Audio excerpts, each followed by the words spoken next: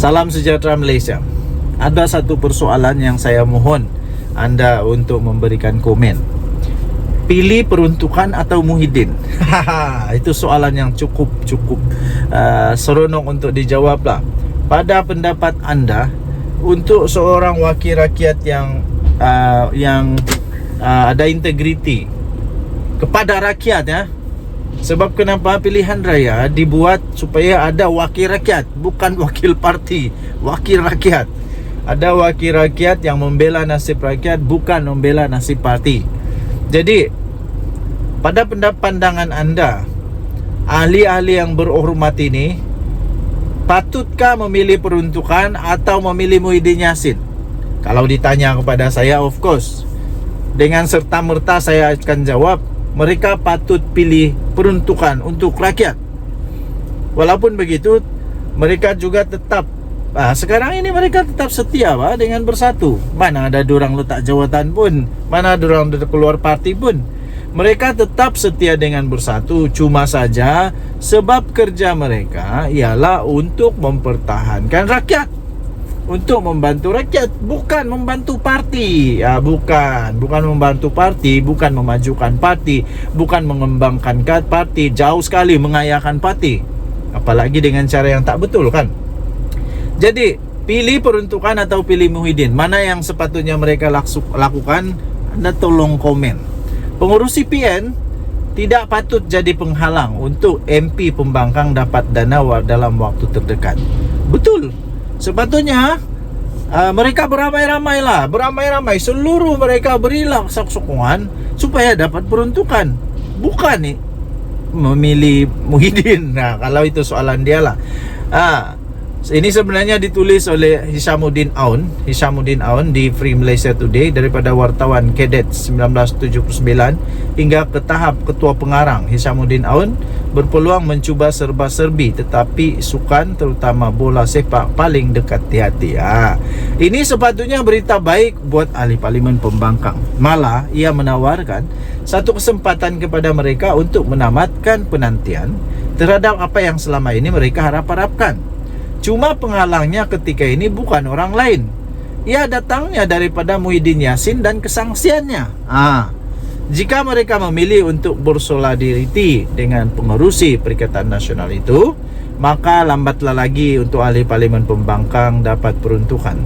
Sama rata buat mereka, kira-kira 3,8 juta setahun, seperti yang dinikmati oleh ahli Parlimen penyokong kerajaan. Daripada mereka perlu memikirkan pendirian Muhyiddin, apa kata mereka pula beramai-ramailah membuat Presiden Bersatu itu mendengar rintihan ahli Parlimen Pembangkang yang sudah puas bertegang leher dalam sidang Dewan Rakyat menuntut peruntukan berkenaan. Daripada Saidan Kasim, Clear Muhammad Noor, Awang Hashim, Wan Ahmad Faisal, Ahmad Fadli Syari, sehinggalah kepada Hadi Awang, mereka antara ahli Parlimen Pembangkang yang kerap berhujah soal peruntukan di Dewan Rakyat. Sebelum ini 6 ahli Parlimen Bersatu, Iskandar Zulkarnain dan ada 5 lagi, mengisytiharkan sokongan kepada Perdana Menteri kerana mahukan peruntukan pembangunan untuk kawasan Parlimen masing-masing. Mereka tidak pun berselindung dalam menyatakan kekecewaan terhadap kepimpinan PN, tidak terkecuali Mahyadin Mat Yassin yang enggan berunding dengan timbalan Perdana Menteri Fadillah Yusof dari awal, seperti disyaratkan bagi mendapat peruntukan berkenaan. Seperti disahkan mereka sendiri masing-masing mendapat peruntukan itu selepas saja beralih sokongan, sekalipun tanpa mengisytiharkan keluar parti. Menyifatkan perbuatan mereka sebagai mengkhianati parti, Bersatu kemudian memindah perlembagaan pada 2 Mac yang lalu untuk menghalang lebih ramai yang mengambil kesempatan daripada kelompangan dalam akta anti lompat parti untuk berbuat sama. Pindahan itu diluluskan oleh Jabatan Pertubuhan Malaysia JPPM untuk berkuat kuasa 1 April. Sejak itu tiada lagi wakil rakyat parti tersebut yang ahli sokongan. Pada 19 Mac, 3 pemimpin PN, Ketua Pembangkang Hamzah Zainuddin, Taqiyuddin Hassan dan Ronald Kiande, mengadakan perjumpaan dengan Fadillah pula di Parlimen untuk membincangkan soal peruntukan. Ia membuka jalan kepada langkah berikutnya selepas Anwar menjelaskan beliau tidak pernah menetapkan syarat untuk menyokongnya. Ini susulan atau pengumuman Fadilah pada 18 April bahwa Majlis Pimpinan Tertinggi Sekretariat Kerajaan Perpaduan pada dasarnya bersetuju untuk mempertimbangkan bagi menyalurkan peruntukan kepada ahli Parlimen Pembangkang selepas keputusan itu dicapai dalam mesyuarat yang dipengerusikan sendiri oleh Datuk Seri Anwar di Seri Perdana sehari sebelumnya. Berikutan itu satu MOU akan dirangka terlebih dahulu, kemudian akan dipanjangkan kepada pembangkang sebagai langkah untuk perundingan seterusnya. Kerajaan tidak mengenakan sebarang paksaan, sebaliknya berharap ia dapat dipersetujui bersama untuk dilaksanakan. Semuanya nampak berjalan lancar pada tahap itu, sehinggalah Mahyadin Mat Yassin menggunakan kesempatan ketika kempen pilihan raya kecil Kuala Kubu Baru pada April lalu untuk mempertikaikan semula apa perlunya MOU itu jika kerajaan perpaduan ikhlas mau menawarkannya. Kesangsian ahli parlimen itu daripada pagoh itu adalah terhadap syarat yang bakal dikenakan. Muhyiddin juga turut membuat perbandingan dengan waktu beliau menjadi Perdana Menteri. Peruntukan diberi kepada pembangkang tanpa mereka memohon atau diikat dengan sebarang MOU atau perjanjian. Cuma beliau tidak berterus terang bahawa peruntukan RM300,000 kepada semua wakil rakyat ketika itu ialah untuk menyediakan bakul makanan kepada rakyat ketika pandemik. Ia tidak sama dengan peruntukan pembangunan kawasan CDF kepada semua ahli parlimen sebanyak RM3.8 juta setahun setiap orang. Seperti yang didedahkan oleh Anwar sebelum ini, Muhyiddin tidak memberikan peruntukan kepada wakil rakyat pembangkang ketika beliau menjadi ketua pembangkang di Dewan Rakyat, dan ia hanya diperoleh di era pentadbiran Ismail Sabri Yaakob selaku Perdana Menteri ke-9 dari Ogos 2021 hingga November 2022. Mungkin Mahyadin Mat Yassin mengharapkan orang akan lupa. Terbaru pada 14 Mei lalu, Fadilah memaklumkan bahawa draft MOU berkaitan peruntukan untuk ahli Parlimen Pembangkang hampir siap dan sedang dimuktamadkan. Maknanya penantian mereka selama lebih 17 bulan akan berpenghujung dan mungkin hanya perlu menunggu sedikit masa lagi. Sebagai menjawab kesangsian Muhyiddin, Timbalan Perdana Menteri menawarkan penjelasan bahawa MOU itu bertujuan mewujudkan usaha bersama bagi menggerakkan pembangunan negara dengan fokus kepada ekonomi dan kesejahteraan rakyat dari segi kestabilan dan keamanan. Tiada pun syarat yang mengikat, sejauh sekali keperluan menyokong Anwar yang sudah memiliki majoriti selesa untuk diganggu-gugat. Katanya, saya tak nak komen apapun. Dia kata, Muhyiddin kata, tak perlu nak layan, tapi sekarang ini apa yang kita nak laksanakan, kaedah itu MOU itu kalau ikutkan tak perlu pun, kerana kerajaan sudah ada 2/3. Tetapi kita nak laksanakan supaya akhirnya perjanjian itu ada persefahaman untuk gerakan pembangunan negara, kata beliau. Wow, artikel ini adalah pandangan penulis dan tidak semestinya mewakili FMT dan juga tidak semestinya mewakili channel ini, The Twin TV. Anda boleh baca ini di Free Malaysia Today. Don't di Suara Rakyat bergema di channel ini. Bye-bye. Salam sejahtera Malaysia. Denyut nadi Suara Rakyat bergema di channel ini. Tuan-tuan dan puan yang dihormati sekalian, ada berita baik ya. Hari ini, berita baik hari ini adalah hari public holiday untuk hari Wesak. Selamat menyambut hari Wesak kepada semua yang menyambutnya. Berita baik yang kedua ialah yang baru saja diumumkan oleh Perdana Menteri Datuk Seri Anwar Ibrahim. Tapi berita baik ini akan menjadi berita buruk. Akan jadi berita buruk bagi banyak pihak, termasuklah walaun, termasuklah penyokong-penyokong bekas Perdana Menteri atau siapa ajalah yang takut dengan undang-undang.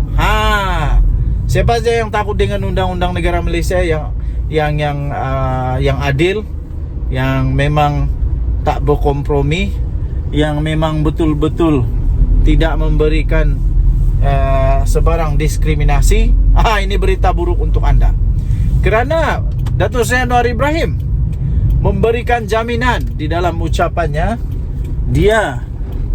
Beliau memberikan jaminan bahawa kerajaan tidak akan campuri proses kehakiman dan agensi penguatkuasaan.